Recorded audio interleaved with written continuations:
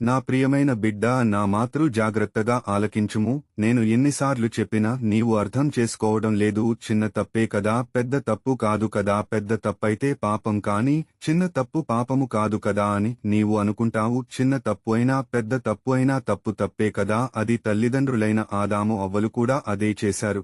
దేవుని ఆజ్ఞ మీరి ఆజ్ఞ అతిక్రమించి దేవుడు తినవద్దు అన్న పండుని తినకూడదు అని అనుకున్నారు. కాని అపవాది అయిన సాతాను వాళ్లని పాము రూపంలో వచ్చి మోసం చేసింది. వాళ్లు మోసపోయారు. ముందుగా అవ్వమ్మ మోసపోయింది.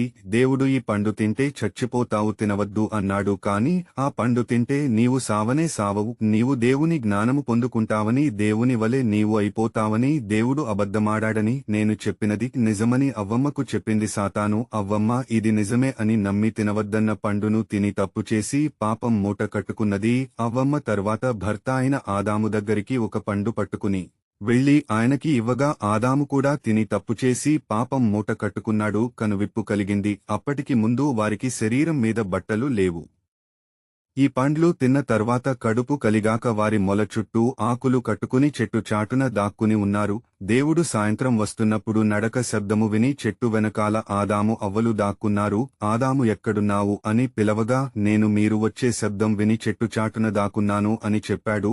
ఆదాము అయ్యో ఎంత పెద్ద తప్పు చేశారు, ఎందుకు చేశారు, ఎవరు చేయించారు అని ఆదామును ప్రశ్నించగా అప్పుడు ఆదాము నన్ను నాకు భార్యగా ఇచ్చిన నా భార్య ఆ పండు తినమని ఇచ్చింది, తిన్నాను. తర్వాత అవమ్మా నిన్ను ఎవరు తినమన్నారు ఆ పండును అని అడగగా నన్ను ఈ సర్పము తినమని అని అంటే ఒకళ్ల మీద ఒకళ్ళు ఆ తప్పును తప్పుపుచ్చుకోవడానికి నెట్టుకున్నారు. కాని వారి తప్పు చేసి పాపం మూట కట్టుకున్నారు. అందువలన వారిద్దరినీ ఏదోను తోట నుండి బయటకు గెంటివేశాడు.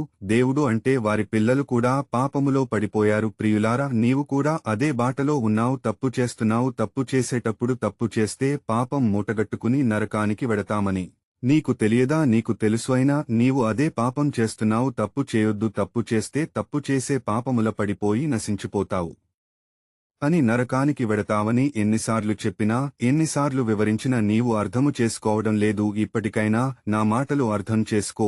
నీవు మీ కుటుంబము నా సన్నిధికి అంటే పరలోక రాజ్యము రావాలని నేను ఈ మాటలు నీకు తెలియజేస్తున్నాను. ఈ రోజు నుండి నేను చెప్పినట్లు జాగ్రత్తగా వినుము. పరిశుద్ధ గ్రంథములోని వాక్యమును వినుము. చీరపుత్రుడైన యేసు జ్ఞాన గ్రంథము 5వ అధ్యాయము 14 మరియు 15వ వచనములు. నీవు శాడీలు చెప్పుటలో దిట్టవనిపించుకోవలదు. నీ నాలుకతో ఉచ్చులు పన్నవద్దు. దొంగలు అవమానమునకు గురియైనట్లే అసత్యవాదులు తీవ్రనెందుకు రులగుదురు. పెద్ద తప్పులను చిన్న తప్పులను మానుకొనుము. ఆమెన్.